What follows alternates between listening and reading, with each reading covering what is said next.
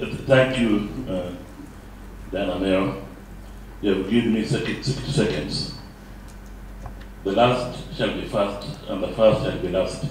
The last speaker, I concur with him entirely, because this whole process has to address the various sectors of the community, and political party leaders are really key to this whole process, because it is these political party leaders who produce the leaders of this country, who, as I said earlier, the people fear can be an obstacle to the federation. I agree with him entirely when he says we go beyond that to media, civil society, etc. Two, the registrar of the Eastern Court of Justice, I think, completely misunderstood what I stated. Obviously, your question is, when are we going to address governance issues? Governance issues must be addressed before we even federate. But if you are going to progressively, before you federate, progressively deal with the structures of the community, progressively deal with the various issues, then I still think that it will be far easier, knowing our member states, to conclude almost immediately, even within a month or so, issues related to increasing the jurisdiction of the Eastern Court of Justice to deal with the commercial trade issues and so on. So that is more or less the final appellate authority on those issues, particularly where the parties to the litigation the parties who belong to different member states. But that's not to say that having dealt with that, we have forgotten governance issues. It's just to say, let's conclude this quickly and deal with the governance issues, we deal with other things, so that by the time we are federating, the Eastern Court of Justice will be a court of justice which will more or less deal with everything there is, any dispute that there is. So it is not, dealing with trade issues is not final, it's but a stage in increasing and further increasing the jurisdiction of the Eastern Court of Justice. And I believe, knowing this thing, part of this is why we have not concluded any protocol, is that we began with controversial issues. Sometimes it's good to have what we call confidence building measures. And these confidence building measures start with what everybody just quickly agree. And then you see how the court of operates. Okay, let's now increase it to that, let's now increase it to that. And then ultimately, of course, before the federation, the Eastern Court of Justice will be a court of justice for all, on all subjects under the sun. I agree with the Honorable Sam Kutesa's comment on Dr. Adams Olo. Actually, Dr. Olo, if you had read the report of the Fast Tracking Committee, you will there notice that we clearly, at page 8, we clearly stated that there must be a referendum. We say a public referendum in the 3 partner states would appear the most natural policy choice. The referendum process is desirable,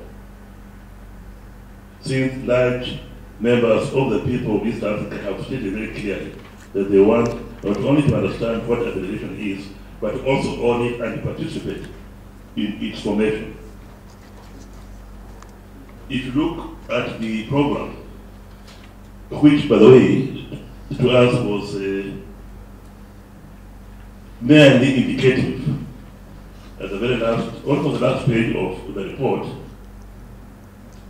after the Constitutional Commission, just like in Kenya, by the way, just like in Kenya, which we are all involved in, and you know, if I may joke a bit, in Kenya, WACO 1 was rejected in 2004, but WACO 2 was endorsed in 2010.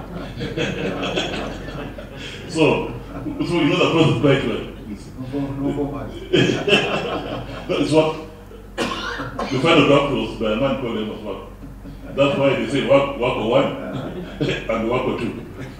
Now, if you look at the very last page of the report, after this Constitutional Commission has done its work, yeah, in the same way that it did its work in Kenya,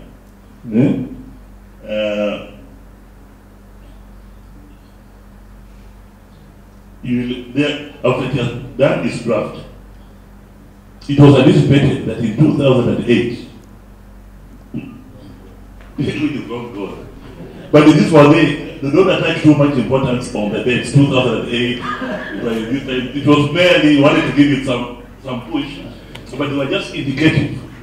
What we focus on is the levels and the stages of the process, which I think remain as valid today as they were yesterday, although the dates themselves may have been overtaken by events.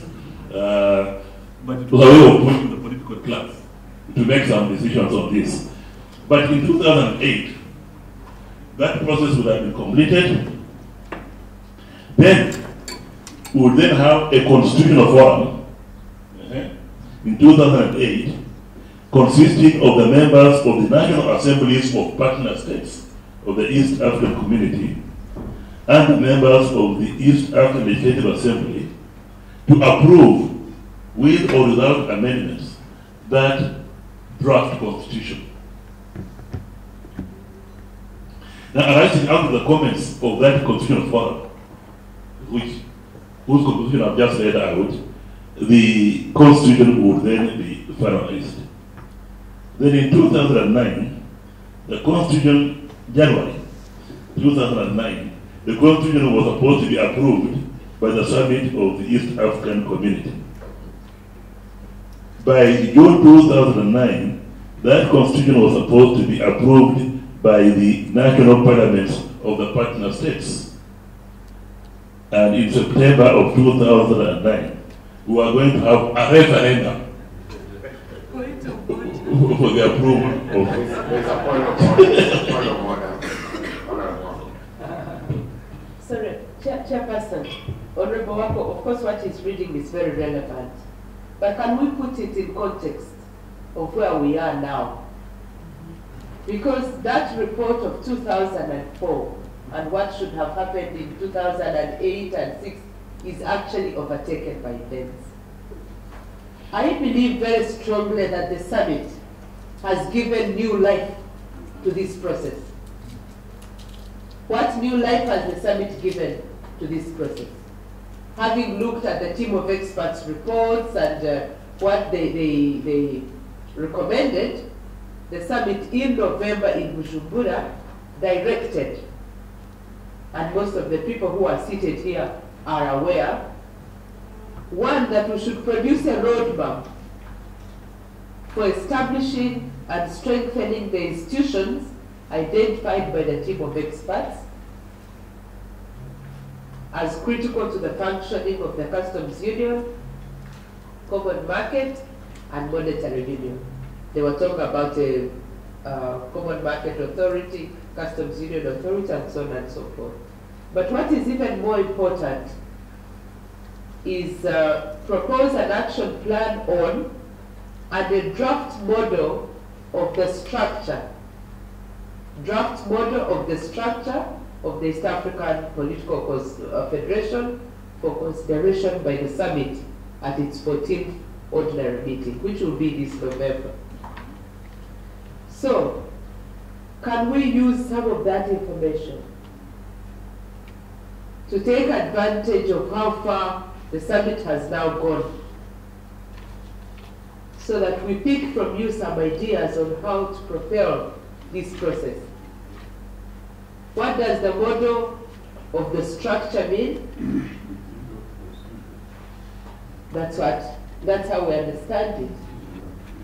Because that model of the structure is what will show the powers that will be at the center, what powers will be at the national level, what institutions, and what powers those institutions will have, including the East African Court of Justice.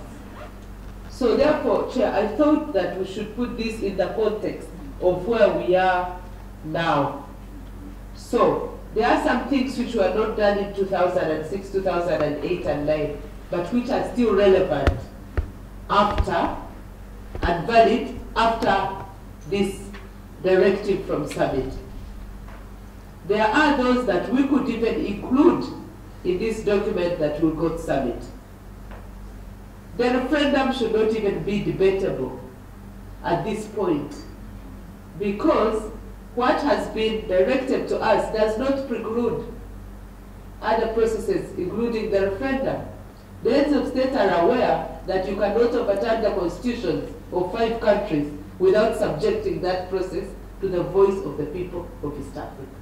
So we shouldn't even, but what is it that we are taking to the people of East Africa? Are we going to ask them, do you want political federation or not? I don't think so. We are taking to them something to say, this is how the political federation of East Africa will look like. Are you for this or you are not? And during the debate, people can come up with ideas, even to improve on that model, or the structure or the constitution, whichever name the heads of state will decide to give it in November.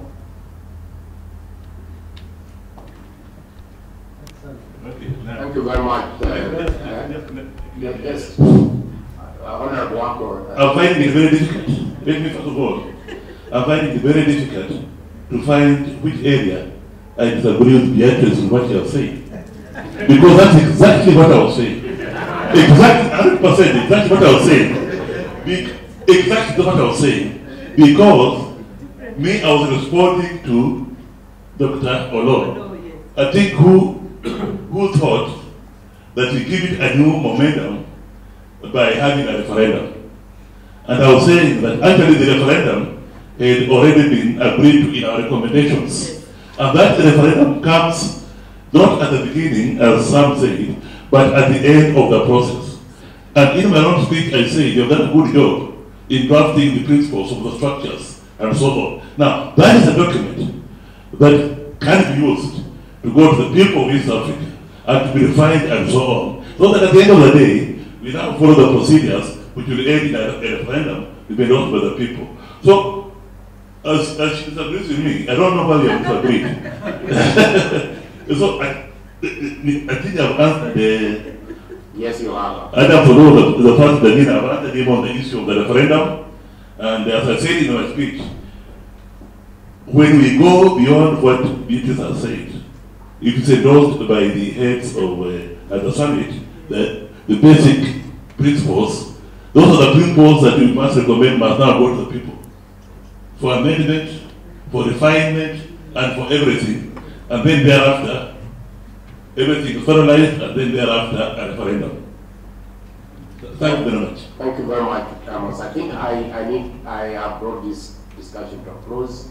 That was the last intervention, unless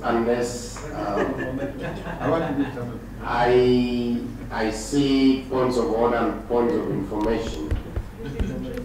It is getting more interesting, but at least we have certain time limits to observe as well. Unless the 2 professors and the lady at the back, you will take less than a minute, please. If you don't, I'll stop you, Professor Malcolm.